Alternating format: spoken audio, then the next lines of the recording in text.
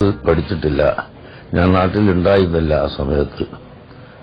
പക്ഷെ അതിൽ ഖുർആനെയോ ഒരു പ്രത്യേക മതത്തെയോ അവഹേളിക്കുന്ന ഭാഗം ഉണ്ടെന്നാണ് പറയപ്പെടുന്നത്.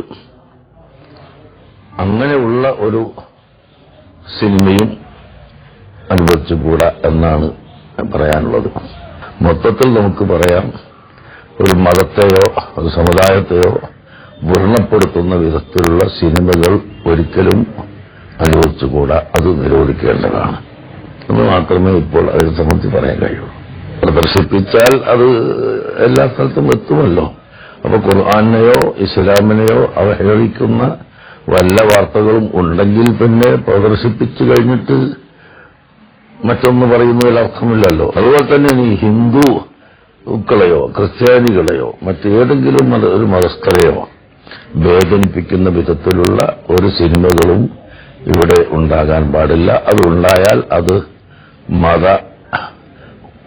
മതങ്ങൾ തമ്മിലുള്ള മൈത്രിക്കും മതസൗഹാർദ്ദത്തിനും ഹാനി വരുത്തും എന്നത് അതിനെ സംബന്ധിച്ച് പറയാൻ പറ്റുള്ളൂ.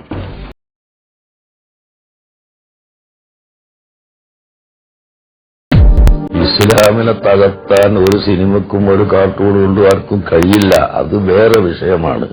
പക്ഷെ തകർക്കാൻ കഴിയില്ല എന്ന് പറഞ്ഞതുകൊണ്ട് ഇതിപ്പുറത്ത് ചെയ്യൽ അധിനീയമാണെന്ന് വരില്ലല്ലോ. അതൊക്കെ നൊണ്ടി ന്യായങ്ങൾ മാത്രമാണ്. അപ്പോൾ മതസൗഹാർദ്ദം എന്ന ഒരു വസ്തു ഇവിടെ വേണം എന്ന് എല്ലാ മതക്കാരും അംഗീകരിക്കുന്നു, എല്ലാ ജാതിയും മതവും പറയുന്നു, പ്രസംഗിക്കുന്നു. എങ്കിൽ മറ്റൊരു മതം ഇതുകൊണ്ട് തകർന്നു പോകുമോ ഇല്ലയോ എന്ന ചോദ്യം അവിടെ പ്രസക്തമേ അല്ല. അത് ചെയ്യാൻ പാടില്ല എന്നതാണ് വിഷയം.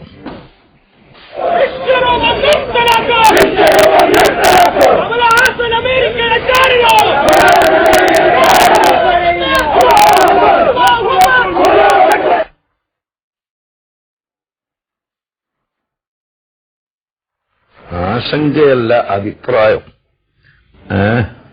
മുസ്ലിം സമുദായത്തെ വ്രണപ്പെടുത്താനും ഇസ്ലാമിനെ തെറ്റിദ്ധരിപ്പിക്കാനും പ്രവർത്തിക്കുന്ന ഒരു വിഭാഗം എക്കാലവും ഉണ്ടായിട്ടുണ്ട്, അതുപോലെ ഇപ്പോഴും ഉണ്ട്. ആശങ്ക എന്ന് പറയാൻ പറ്റില്ല. ആശങ്ക എന്ന് പറഞ്ഞാൽ ഞങ്ങൾക്ക് അതുകൊണ്ടെന്തോ പറ്റിപ്പോന്നുള്ള പേടി അല്ല ഞാൻ പറയുന്നത്. ഉണ്ട് എന്ന യാഥാർത്ഥ്യം ഇസ്ലാമിനെ വളർന്നു വരുന്ന തലമുറക്ക് മുമ്പിൽ തെറ്റായി അവതരിപ്പിക്കാനുള്ള പ്രവണതകൾ എല്ലാ കാലവും വന്നിട്ടുണ്ട്. അതിനെല്ലാം ആ കാലഘട്ടത്തിലുള്ള ബുദ്ധിജീവികൾ മുഴുവനും എതിർത്തിട്ടുണ്ട്. മുസ്ലിംകളും അല്ലാത്തവരും എതിർത്തിട്ടുണ്ട്, എതിർത്ത് പരാജയപ്പെടുത്തിയിട്ടുണ്ട്. അപ്രകാരം ഇന്നും ആ പ്രവണത കുറച്ച് കൂടി വരുന്നുണ്ട് എന്നതാണ് ഞങ്ങളുടെ അഭിപ്രായം.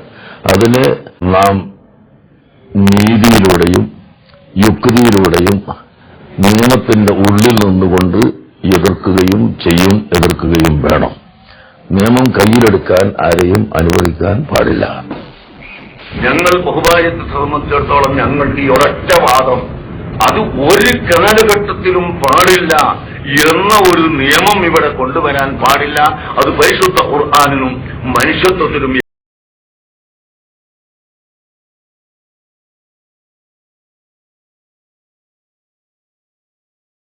ഞാൻ സ്ത്രീകൾക്ക് വിരുദ്ധമാണോ അല്ലേ എന്ന ചോദ്യം പ്രസക്തമല്ല.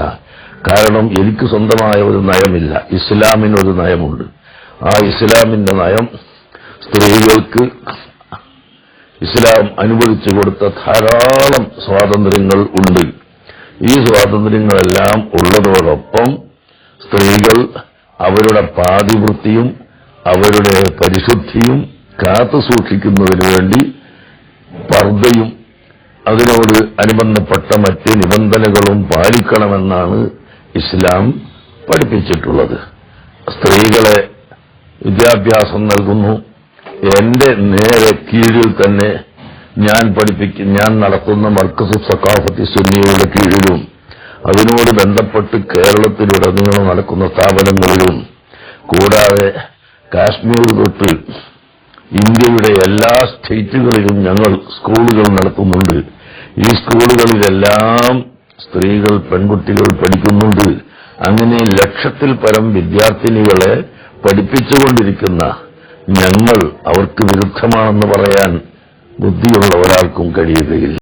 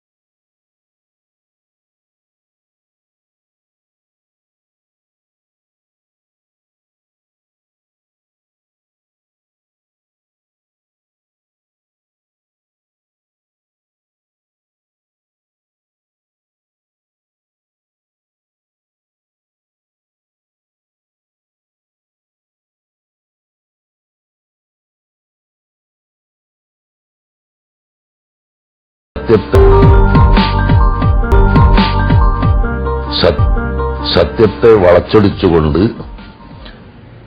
ഇവിടെ ജനങ്ങൾക്കിടയിൽ മതത്തെയും മതപണ്ഡിതന്മാരെയും താറടിക്കാനുള്ള പ്രവർത്തനം ചിലർ നടത്തുന്നു എന്നതിന്റെ വ്യക്തമായ ഉദാഹരണമാണ് അത്. കാള പറ്റൂ എന്ന് പറയുമ്പോൾ കയറെടുക്കുന്ന സ്വഭാവമാണ്. സിറാജ് ദിനപത്രത്തിൽ ഞാൻ എഴുതിയ, എന്റെ ഇന്റർവ്യൂ ആയിട്ട് എഴുതിയ ആ ലേഖനം പോലും വായിച്ചു നോക്കാത്തവർ മാത്രമാണ് അതിനെ എതിർത്തിട്ടുള്ളതും അതിന്റെ ചർച്ചയിൽ എതിർക്കാൻ വേണ്ടി പങ്കെടുത്തിട്ടുള്ളതും. അതാണ് സത്യം. ഞാൻ അത്ഭുതപ്പെട്ടു. ഒരു മലയാളം വായിക്കാൻ അറിയാത്ത ഒരു മാസ്റ്റർ എങ്ങനെയാണ് ഇത്തരം വേദിയിൽ വെളിച്ചപ്പെടുത്തു വരുന്നത്. അയാളൊരു അധ്യാപകനാണ്, മലയാളം വായിക്കുന്ന ആളാണെന്ന് പറയുന്നത് കേട്ടു. അയാൾ മലയാളം പഠിപ്പിക്കുന്ന ആളാണ്. മലയാളം വായിക്കാൻ അറിയാതെ ആൾ എങ്ങനെയാൾ മലയാളം പഠിപ്പിക്കുന്നു? ഈ ലേഖനത്തിൽ, ഈ ഇന്റർവ്യൂവിന്റെ മറുപടിയിൽ ഞാൻ വ്യക്തമായി പറഞ്ഞിട്ടുണ്ട്, നിയമങ്ങൾ വേണം, നിയമങ്ങൾ ശക്തമായി നടപ്പിൽ വരുത്തുക തന്നെ വേണം. ഇസ്ലാം ശിക്ഷാ നടപടികൾ നിശ്ചയിച്ചിട്ടുള്ളത് ഏതെങ്കിലും ഒരു വിരോധം കൊണ്ടല്ല.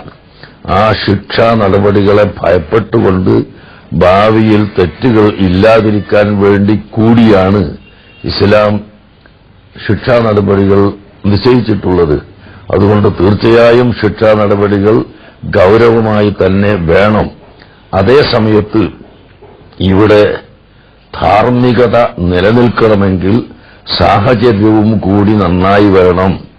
സാഹചര്യത്തിന് ഇതിൽ പ്രധാനമായ പങ്കുണ്ട്. ഇതാണ് ഞാൻ ആ ഇന്റർവ്യൂവിൽ പറഞ്ഞിട്ടുള്ളത്. അതാണ് പത്രത്തിൽ എഴുതിയിട്ടുള്ളതും. അപ്പൊ ആ പത്രം പോലും വായിച്ചു നോക്കാതെ ആരോ എവിടെയോ വെച്ച് പറയുന്നത് കേട്ട് അതിന് ചർച്ചകൾ സംഘടിപ്പിച്ചു. അതിന് കുറെ ക്യാമറകളും അതിന് കുറെ ചാനലുകളും